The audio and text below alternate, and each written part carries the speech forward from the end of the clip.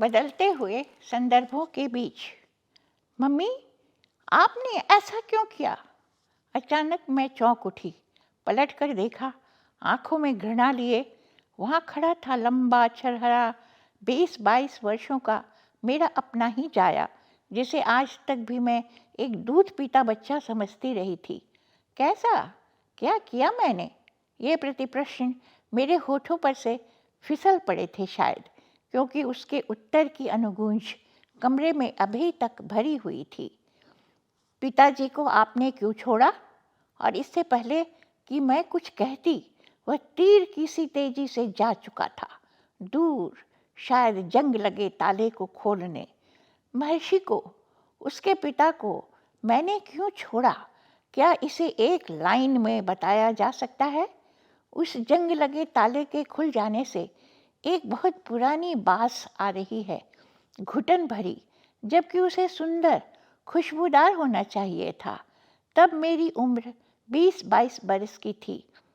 विवाह के तुरंत बाद पति ने कहा, मेरी माँ बहुत अच्छी है, उससे कभी किसी चीज़ के लिए बहस नहीं करना। फिर शुरू हुआ था मेरे सांवले रंग रूप को लेकर तिरस्कार का प्रतिवेदन। इतना ही नहीं, शादी के दहेज में गाड़ी यानी नई कार नहीं लाने का उलाहना। और फिर आखिरी बार जो हर समय चलता रहता था, वह था माताजी का यह डर कि कहीं बेटा बहू का ना हो जाए।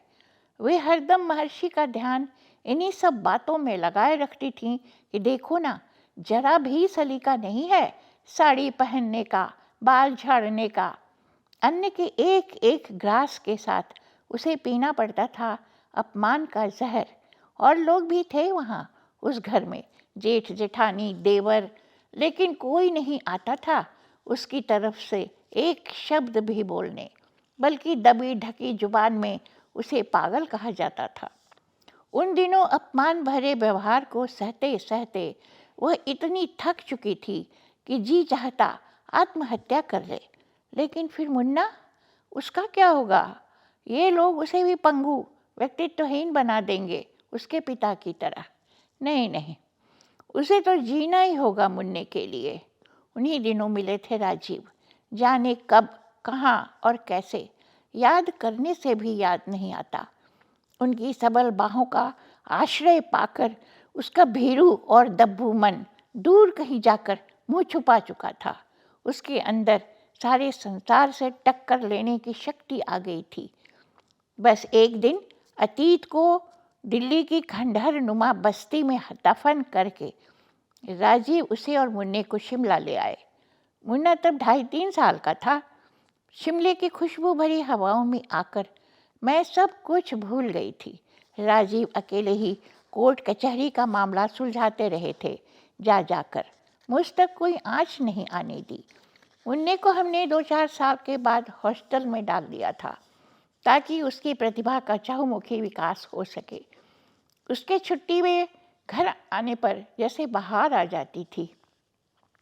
मैं उसकी पसंद का खाना बनाने में व्यस्त हो जाती थी और राजीव स्विमिंग कराने में, घुड़सवारी करने में तथा दूर दूर से खुबानियाँ मिलकर बटोर लाने में। समय कैसे बीत गया पता तक नहीं चला। मैंने सोचा था मुन्ना तो मेरा अपना ही जाया है, वह मेरी बातों को अच्छी तरह से समझ लेगा। लेकिन शायद मैं भूल गई थी कि उसकी रगों में महर्षि का भी खून है, और जो कि शायद ज़्यादा वजनी भी है। यहाँ पर इस तरह क्यों बैठी हो? राजीव ने आते ही पूछा। ये लो ताज़े मटर, सीधा फार्म पर से ही आ रहा हूँ। मुन्ने को मटर पुलाव बहुत पसंद है ना। मेरे सामने राजीव खड़े थे, मेरे हर सुख दुख के एकमात्र हमसफ़र। अचानक मैं रो पड़ी। अरे ये क्या, तुम रोने क्यों लगी? राजीव विस्मित थे। अब मैं तुम्हें क्या बताऊं? हमने सोचा था ना कि मुन्ने को बड़े होने पर सब कुछ बता देंगे, लेकिन मेरे लिए वो कभी बड़ा हुआ ही नहीं। आज मुझसे घृणा करके वह पूछ रहा था कि मैंने उसके पिता को क्यों छोड़ा। लगता है किसी ने उससे कुछ कहा है। मैं जिस किसी तरह वाक्य पूरा कर पाई। तो इसमें इतना घबराने की क्या बात है? राजीव हमेशा की तरह सहज थे। बच्चा है, तैश में तो आएगा ही, लेकिन तुमने उसे बता क्यों नहीं दिया कि क्योंकि मुझे जीना था मेरे बच्चे, और वह भी तुम्हारे ही लिए। कैसे बताती?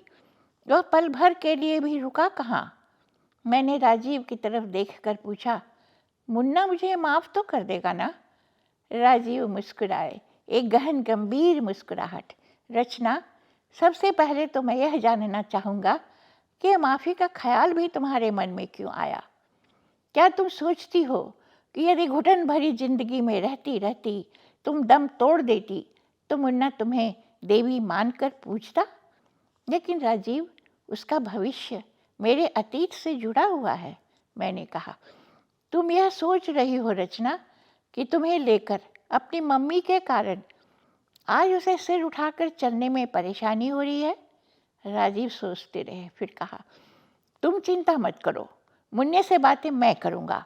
तुम जाकर खाना बनाओ, मैं तब तक मुन्ने को लेकर आता हूँ। मेरे घर के आगे छोटा सा एक दालान है। सर्दी के खुले दिनों में हम दिन का भोजन अक्सर वहीं करते हैं।